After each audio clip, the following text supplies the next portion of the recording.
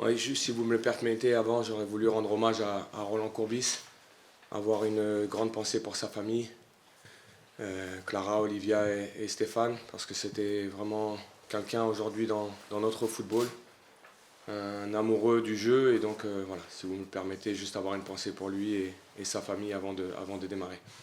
Sur le, sur le groupe, on a tout le monde, on a Alidou qui est très bien, qui s'est entraîné, on a eu le retour de Naji et de Seko, donc on a un groupe au complet, à part l'absence de Abdelhamid qui est encore à la CAN et bien sûr Jérémy Jacquet qui est suspendu.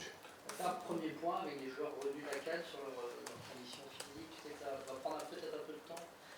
Non, je pense pas parce que je pense qu'ils n'ont pas eu eux de coupure pendant la trêve hivernale puisqu'ils étaient avec leur sélection. Alors pour certains c'est différents temps de jeu.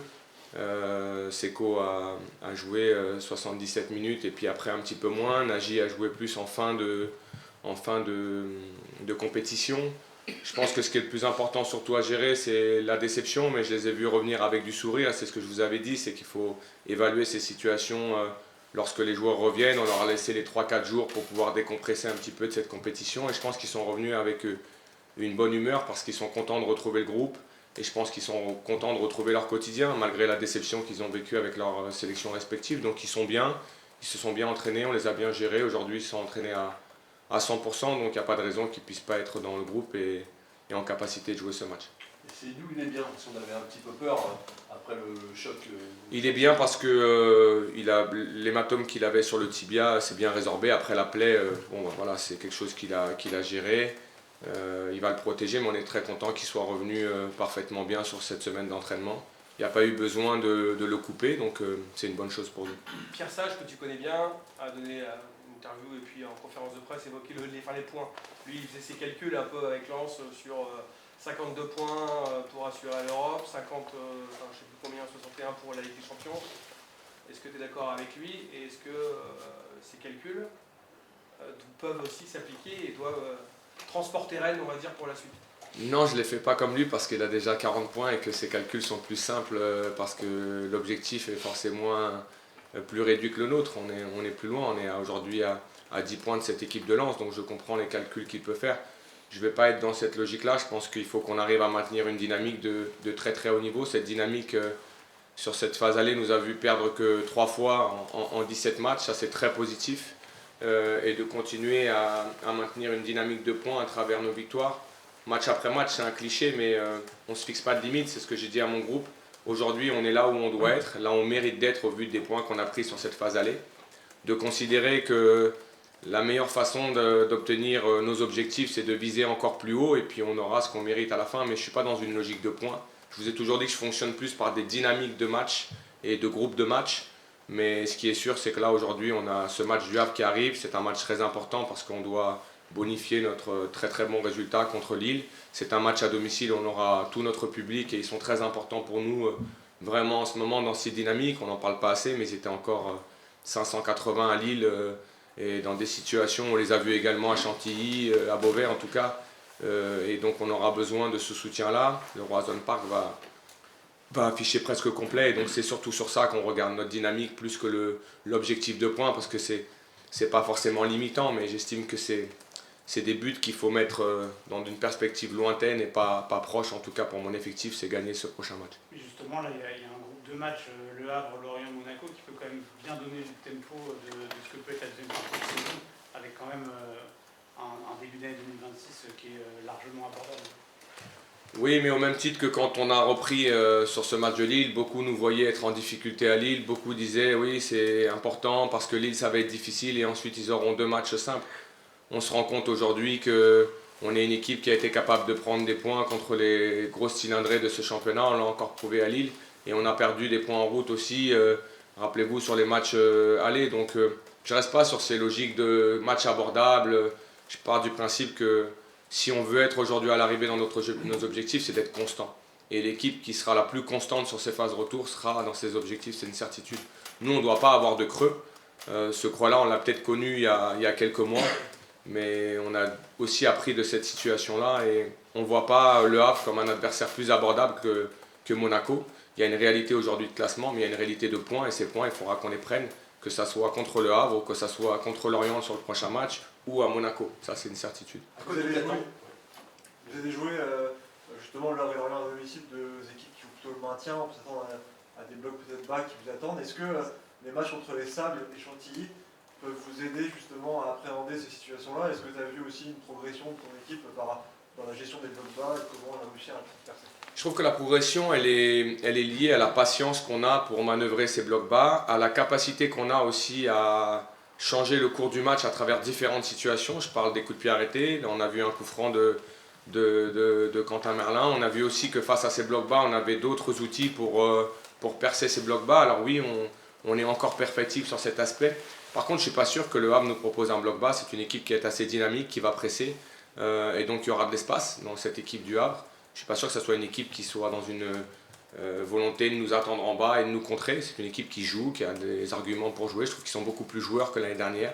Ils ont beaucoup plus de qualité que l'an passé. C'est une équipe qui n'est pas facile à battre, qui a repris son championnat aussi par une victoire contre Angers, qui était un match avec une grosse tension parce que c'était un match qu'il fallait absolument gagner pour eux. Donc on ne va pas considérer qu'ils sont sur une dynamique positive parce qu'avant ça, ils n'avaient pas gagné depuis la 7e journée, je crois. Ou la 10e journée, je crois. Mais ce qui est sûr, c'est qu'on aura de l'espace sur ce match-là. Parce qu'on les a joués à l'aller, ils nous ont laissé de l'espace. Je ne les vois pas venir ici et nous jouer sur un bloc bas. Donc on appréhende toutes ces situations, mais je trouve que l'équipe progresse sur cet aspect-là.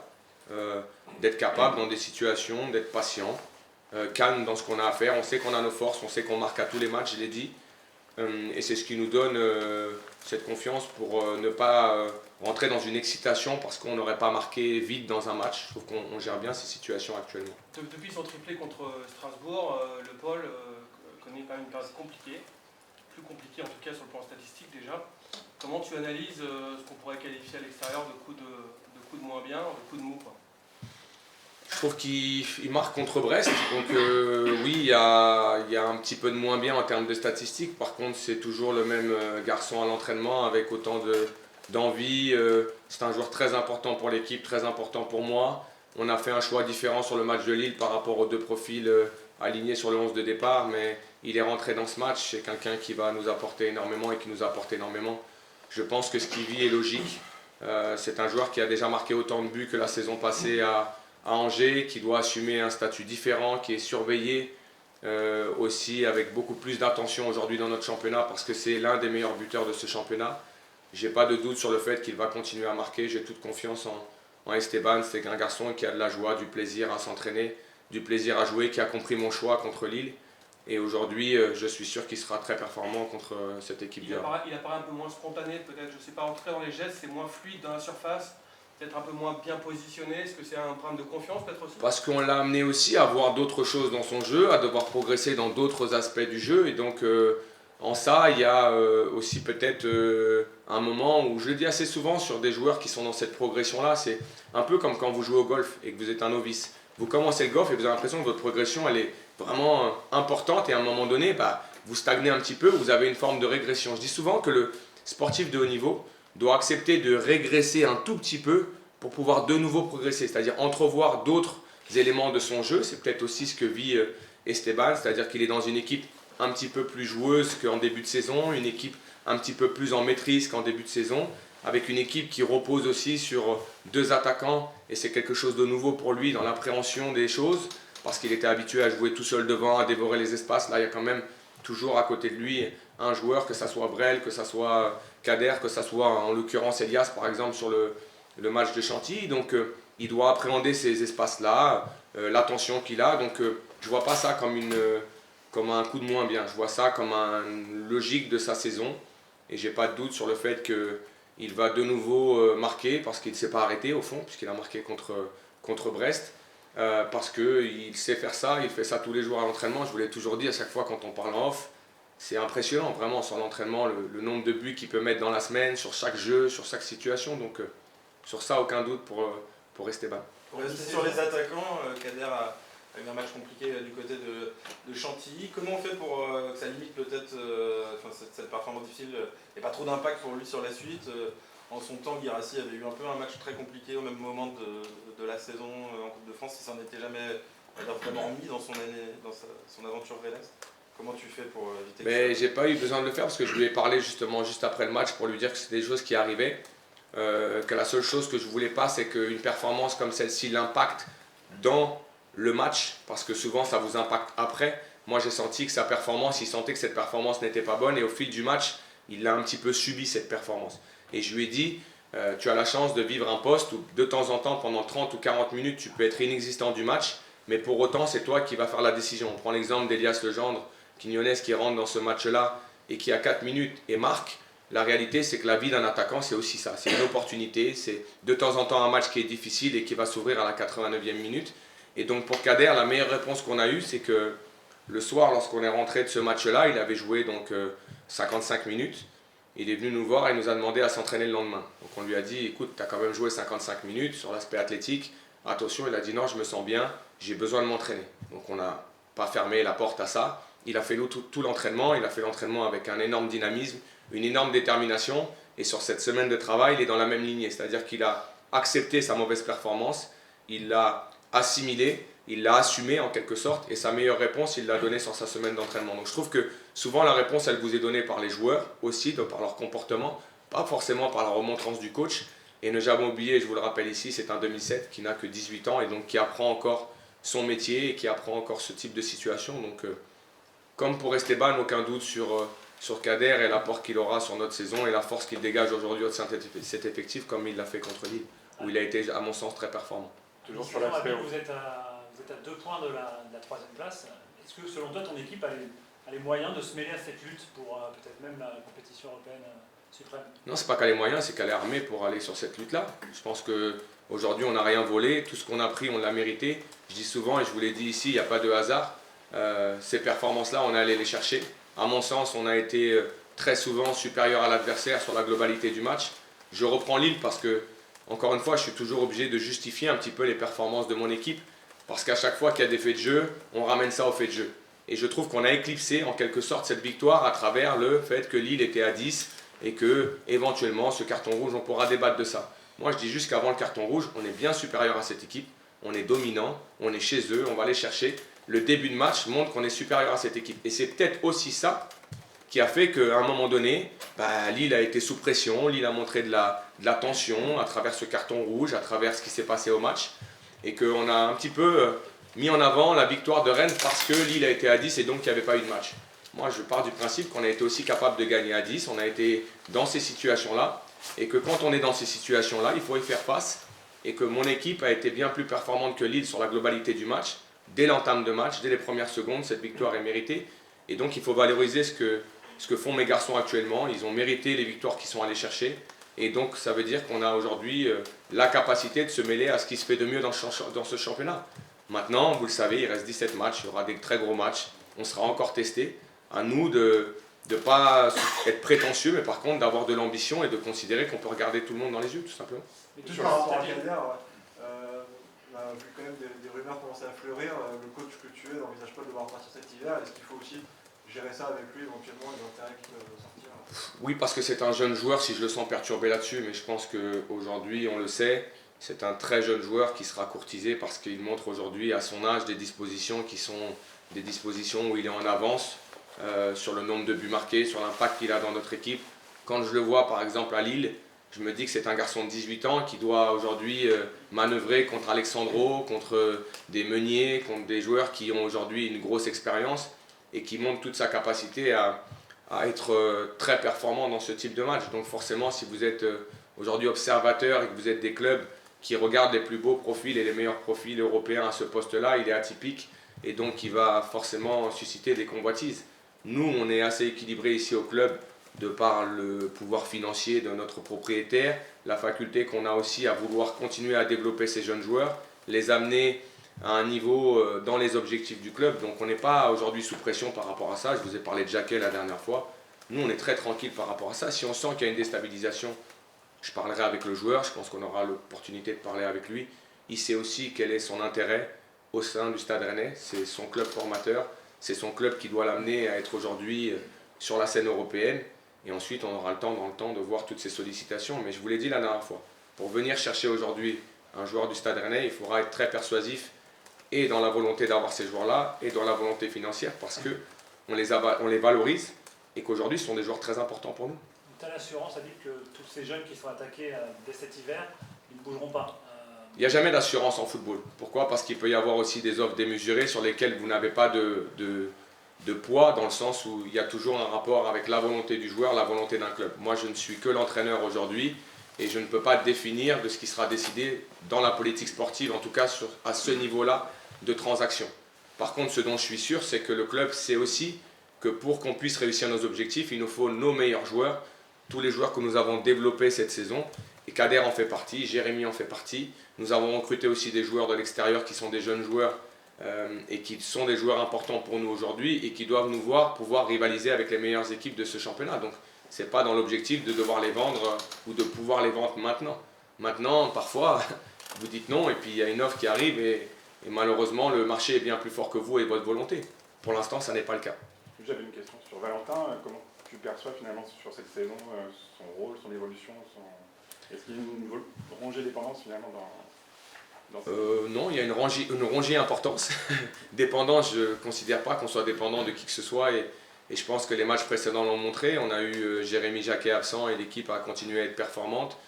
Si Valentin venait à être absent, on continuerait à être performant. Il est très important pour nous parce que je pense qu'il est le régulateur de notre jeu, dans la vitesse de jeu, dans le tempo du jeu, dans la qualité du jeu, parce que c'est un joueur qui perd très peu de ballons, qui a toujours les bonnes courses, qui est toujours positionné au bon endroit. Et quand vous avez des joueurs assez versatiles autour, ce sont des joueurs d'équilibre. Et surtout l'expérience et la stabilité qui nous amène, stabilité émotionnelle qui nous amène dans notre vestiaire est précieuse. Mais on parle beaucoup de Valentin, mais un Brice aujourd'hui, un Seko, même qui revient là aujourd'hui avec l'expérience qu'il a, tous ces joueurs-là sont des joueurs importants dans le fait d'accompagner nos jeunes joueurs. Et je pense que la meilleure formation pour nos jeunes joueurs, c'est de voir Valentin Rongier au quotidien dans le centre d'entraînement. Parce qu'on ramène toujours ça au terrain. Moi, je ramène ça au moment où ces garçons-là posent leurs pieds dans un centre d'entraînement. Quand vous les observez, quand vous les regardez, c'est le standard qui vous permettra d'éventuellement être un joueur de très haut niveau. Ça veut dire qu'eux, ils vous posent en quelque sorte le standard de l'éthique de travail, de parce qu'ils sont en dehors du terrain, dans leur préparation, dans les discussions qu'ils ont avec les jeunes, dans l'accompagnement, dans ce qu'ils font sur le terrain. Donc il est aujourd'hui essentiel à notre jeu, essentiel à notre équilibre aussi d'équipe, et il est pour beaucoup aussi dans le fait que cette équipe aujourd'hui est une équipe avec plus de maturité. Il a aussi, lui, monté son niveau d'intensité par rapport à ce qu'il avait connu peut-être dans la méthodologie d'entraînement dans les clubs où il était précédemment. Il a fallu qu'il arrive aussi à assimiler toute cette intensité de travail. Aujourd'hui, je le trouve très très bien. On a discuté récemment, il se trouve très très bien aussi physiquement et c'est une bonne chose pour nous. Quentin disait sur le groupe, sur le vestiaire, qu'il était impressionné quelque part par la façon dont le groupe est compétiteur, se tire vers le haut, même à l'entraînement. Est-ce que c'est une de ces caractéristiques que toi aussi tu remarques, ou est-ce qu'on est, on va dire, sur quelque chose d'assez normal pour un... Non, je trouve qu'on l'a développé. Pour être très honnête, quand j'arrive ici au club l'année dernière, c'est pas du tout pour tirer profit de cette situation vis-à-vis de notre staff et de l'effectif qui était en place. Mais je vous donne l'exemple, on faisait des jeux et quand on faisait des jeux, à la fin, je demandais c'est quoi, quel est le score. Certains joueurs ne savaient pas le score. Et je leur dis, ne jouez jamais au football pour jouer au football. Il y a toujours une volonté de gagner, il y a toujours une volonté de score. C'est-à-dire quand on fait un jeu réduit, il y a toujours une volonté de score. Et je pense qu'on a amené aussi ce groupe à considérer que chaque aspect de l'entraînement était une compétition. Et ce qui est très très bien aussi, et là je le dis, tous les gens qui sont arrivés au club et qui ont continué ce qu'on avait entrepris depuis qu'on est arrivé, parce que c'était pas le cas, c'était déjà le cas avant, ont compris aussi que tout ce qui se passait dans notre bâtiment devait être compétition. Je m'explique, quand vous êtes en activation individuelle, c'est quelque chose avec vous-même, mais c'est une compétition avec vous-même pour être le joueur le plus près possible lorsque vous allez sortir sur le terrain. Lorsqu'ils travaillent en dynamique de groupe, il y a des petits ateliers où ils ont une forme de podium sur des logiques de puissance ou sur des logiques de travail pour leur permettre d'être les meilleurs footballeurs possibles. Et nous, on emmène ça aussi sur le terrain. Ça veut dire chaque rondeau est une compétition, chaque forme jouée est une compétition, chaque jeu est une compétition, et on fixe des objectifs dans tout. À l'exemple de la Coupe de France sur les pénaltys. Il y a un jeu qui a été mis en place, mais qui reste une logique de compétition pour que ce groupe comprenne que la vie est une compétition. Malheureusement, on est dans ça aussi. Et donc, oui, ce groupe a grandi sur cet aspect-là, parce que certains joueurs ont aussi amené cette éthique-là. Je pense à des joueurs comme Brel Mbolo, quand je discute avec lui, il me dit, vous savez coach, avant de venir au Stade Rennais, il me dit, vous savez coach, partout où je suis allé, il n'y avait pas encore l'Europe. Et quand je suis arrivé dans le club, on a amené l'Europe. Pas lui tout seul, mais avec les joueurs avec lesquels il est arrivé. C'était le cas à Bâle, c'était le cas également à Monaco, c'était le cas également avec la Suisse, où ils ont réussi à aller dans en tout cas des niveaux de compétition très élevés. Et je pense que Brel, quand il arrive à Rennes, on sort de 2 saisons sans Europe, parce qu'il y en avait quand même eu 6 avec l'Europe, il ne faut pas l'oublier. Et lui, dans son objectif, c'est de dire je viens aussi à Rennes pour ramener des objectifs très élevés au club. Donc ces joueurs-là participent à cet aspect de compétition dont tu as parlé, Quentin Merlin. Est-ce qu'il y a un travail spécifique à l'entraînement sur les remises en jeu, sur les touches? Il y a de plus en plus de touches longues. Mackenzie, à Toulouse, en est l'illustration. En première ligue, il y en a beaucoup. Je ne sais pas si à Rennes, il y a des joueurs susceptibles de le faire. Mais ce dont on s'aperçoit, c'est pas scientifique ce que je te dis, Ali. C'est que souvent, les touches, les remises en jeu faites par ton équipe, profitent beaucoup plus à l'adversaire qu'à la tienne. C'est peut-être une possibilité. Pour être très honnête, et je vais être honnête, on travaille les rentrées de touche à travers des dynamiques de jeu. C'est-à-dire qu'on met beaucoup de ballons tout autour du terrain lorsqu'on fait un jeu.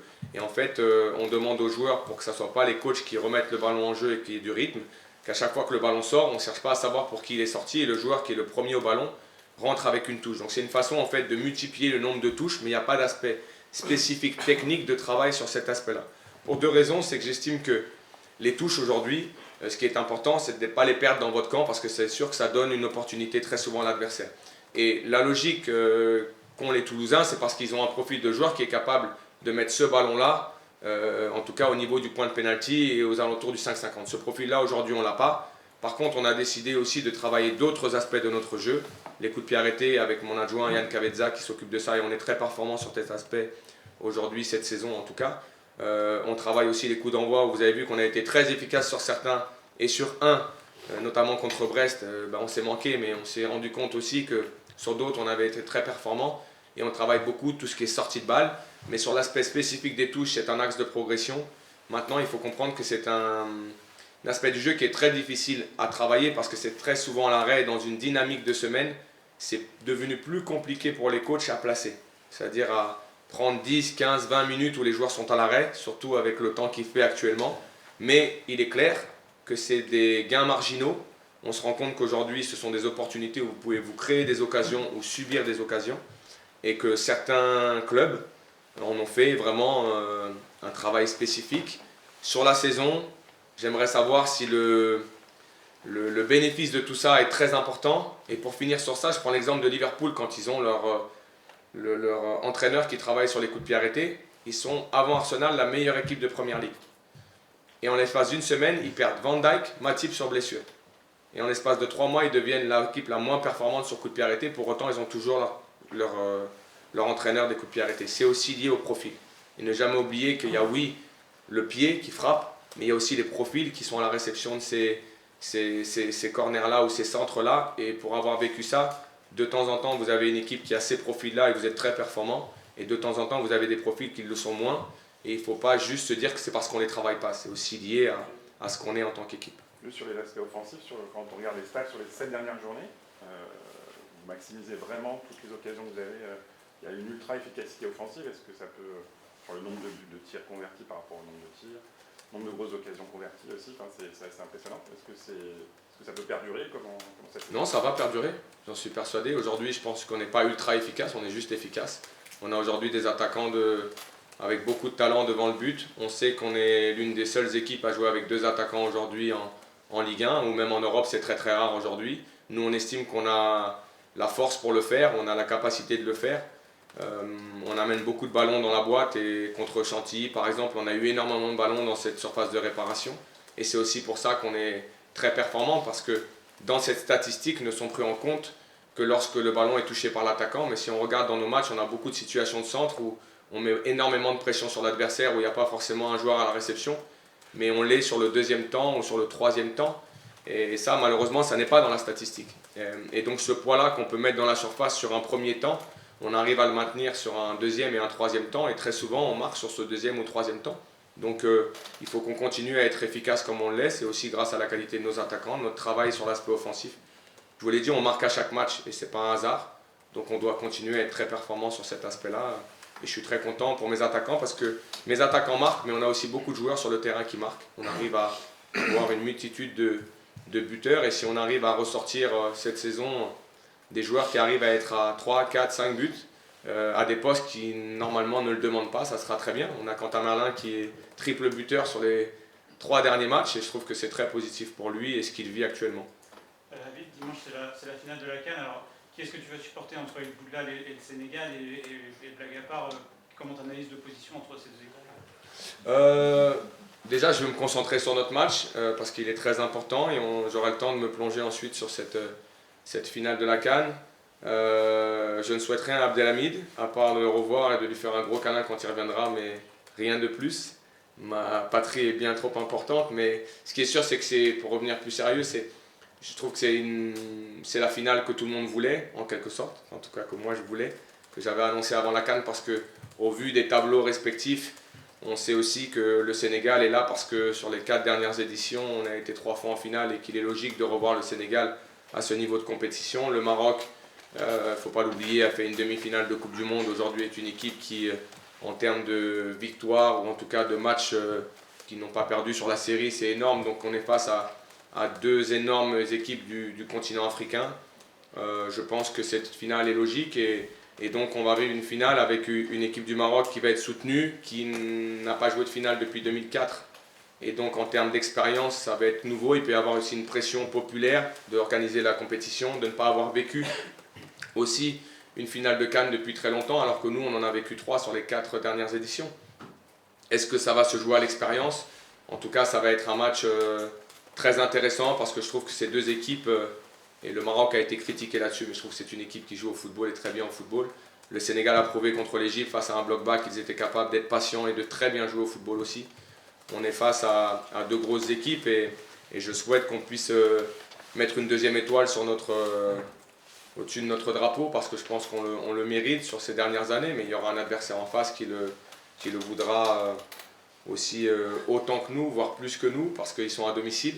Et pour revenir à Abdelhamid, parce que vous savez que je l'aime beaucoup, c'est ce qu'il vit, c'est exceptionnel. En l'espace de quelques mois, c'est un joueur qui était en Ligue 2 à Amiens, qui est arrivé avec nous, qui a montré toutes ses qualités, qui s'est imposé comme un joueur très important de notre effectif, qui était avec les U20 du Maroc et qui arrive en équipe A et qui aujourd'hui, même s'il n'a pas pris part au match, va disputer une finale de Coupe d'Afrique. Il faut se rendre compte de l'ascension d'un joueur qui est en 2006, donc il n'a que 19 ans. C'est juste exceptionnel. Je suis tellement content pour lui qu'il vive ce moment-là. Je l'ai vu fêter avec ce grand sourire comme il est avec nous. Donc pour revenir sérieux, ouais, bien sûr que je veux que ce soit le Sénégal qui gagne.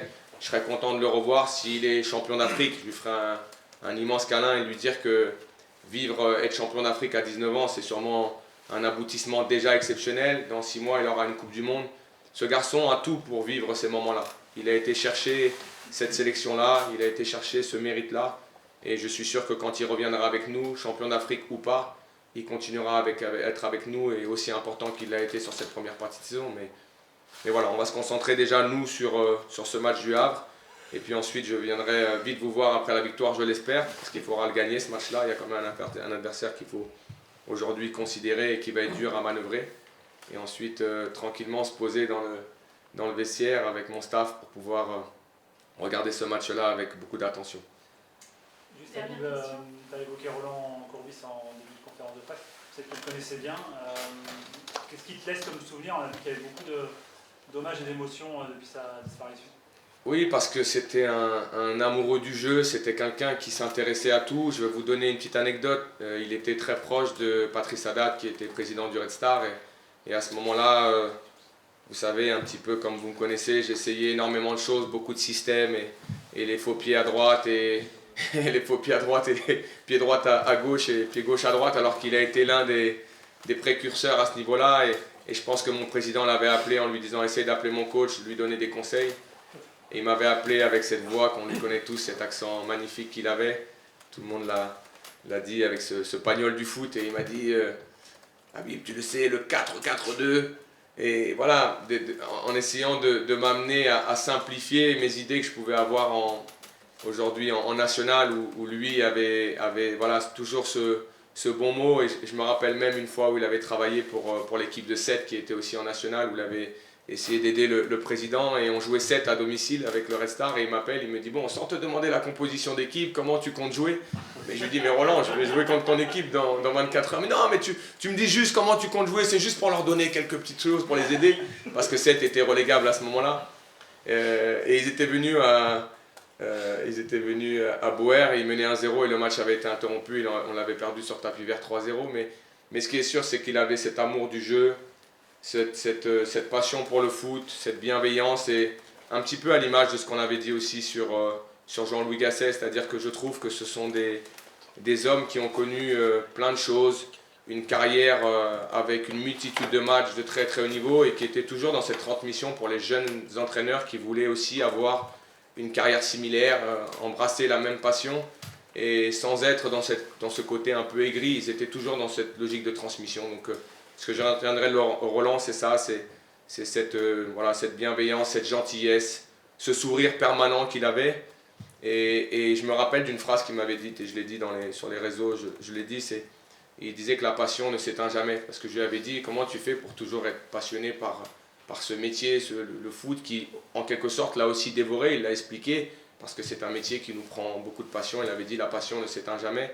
Et je trouve que c'est une belle phrase, et ça le résume énormément. Donc voilà, j'ai une grande pensée pour sa famille, bien sûr, ses enfants, et il va forcément nous manquer dans le paysage du football. Donc ça nous donne toujours cette logique de profiter de ce qu'on vit à fond, à 100%, de ne pas s'attarder sur les futilités de ce qu'on vit dans nos métiers ou dans notre vie et se concentrer sur le bonheur des gens autour de nous parce que la vie va très vite aujourd'hui, tout simplement. Je termine juste, il avait une marotte qu'on essaye on demande au coach, c'est le fameux carton orange. Si on lui a un carton rouge qui est sorti trop vite, ça tuait les matchs, et cette fameuse marotte du carton orange. On a interrogé tous les coachs de Ligue 1 sur ce qu'ils en pensaient, certains trouvent ça très bien.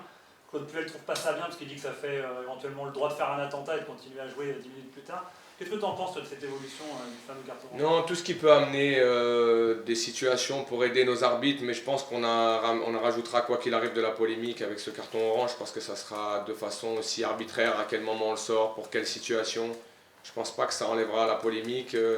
C'est rajouter encore une fois une couleur et on se dit est-ce que c'est rouge, donc si c'est pas rouge on met orange, mais est-ce que si c'est un peu plus que jaune, enfin voilà, je sais pas. Il faudrait voir les critères de ce carton orange. Moi aujourd'hui comme ça, à chaud, je vous dis, je suis pas sûr que ça soit quelque chose qui apporte... Alors oui, j'ai entendu que ça pouvait amener les entraîneurs à avoir encore plus de réflexion quand ils vivent ce carton orange, mais c'est ce qu'on fait déjà en quelque sorte, on se pose des questions toutes les minutes. Donc je suis pas contre, mais j'aurais besoin de savoir quels sont les critères de ce carton orange parce que aujourd'hui, toutes ces innovations dans le foot amènent parfois encore plus de polémique et on le voit avec le VAR. Donc attention à toutes ces avancées-là. Maintenant, comme c'était justement un souhait de Roland, on va dire que ça peut être une bonne idée à partir du moment où on en définit les bons critères. Moi, je suis plutôt contre là aujourd'hui parce que je ne connais pas les critères de ce carton orange et j'ai l'impression que ça ramènerait encore un petit peu plus de polémique aux polémiques qui existent déjà sur le carton jaune ou le carton rouge. Voilà, tout simplement. Are you living your best moments in France since you in Ligue 1 since you arrived in France? This is my second best. Yeah. What was the You have to say is about the football or about the life. Football first. Football. Yeah. Football, yes. Yeah, because you know when the player they like to have good moment in the field, like to score, to make assist. When you make this, Yeah. of course you will feel happy. And I think since 3 months, I don't know, I don't remember, I was doing this and I'm happy, but it's not enough.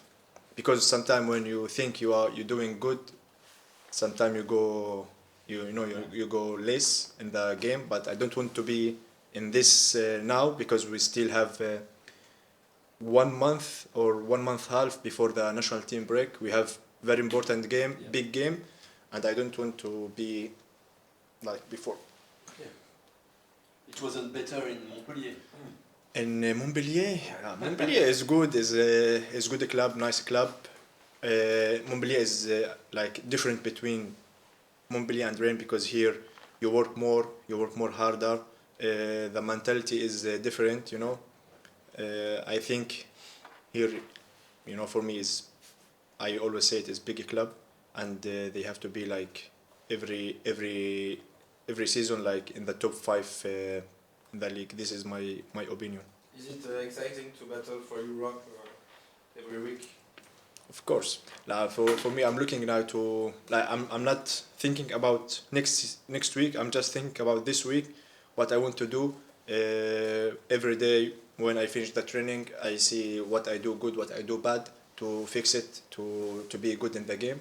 But like you say, is every week it's very important for us to do good. It's not for me, but for like in general to do good in the game. And I hope we can continue to win because it's very important for us, for the fans, and everybody will be happy. Quentin Merlin, after the last game, said that the group was very competitive, that he sees that every day in training, that everyone is want to win in every little game. Yeah, exactly. Do you feel the same? Yeah, exactly. This is the most important in the team when we have like this mentality. To be honest, we will go to the game the same mentality and we need to win. This is the most important in the training and we have it in the training. I'm looking to you and I'm watching my national team. They are playing right now? The under 23 play Asian Cup. It's a quarter final. It's against Japan. The fact that It's 1-1. the fact that there is a World Cup at the end of the season, is it also exciting to be good in your club too before joining Yeah. the World Cup? To be honest, like I have my plan for World Cup. I'm just I have the people they doing for me my plan in World Cup. To be honest, also I have around me the people they helping me for the club, for the national team, mentality, physically. I have a lot. But for World Cup, of course, you have to do your best now in this 5 months to be good in the World Cup. How do you explain your level of play since you are playing on the left side of the defense? I feel good because me. I like the player. He play like everywhere. Not it's only in one position. Right, left, striker, even right back, left back. This is good, and this is helping me when I go to the another cup to know maybe I can play left, right. It's not in one position. This is good also for me. Do you think the team will be able to qualify for the Champions League now? You are just 2 points late. Is it a goal now for the team? Yes, is like our goal to like I say every week to have a good game for us to continue winning this game. But of course we need to fight. If we need to stay in top 3 or top 2, I don't know. We have to fight every single game. Habib said that when you play right, sometimes you're a fast player, and sometimes he felt that a little less fast when you came on your left foot to go inside. Do you feel the same? Or? It depends, sometimes because you do like for me, the other team, they know like what we do in the field, and you have to change a little bit in the game.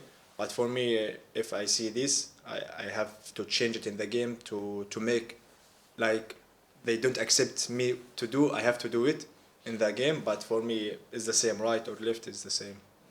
And we saw that on the right, you could score beautiful goals. The coach have to see it.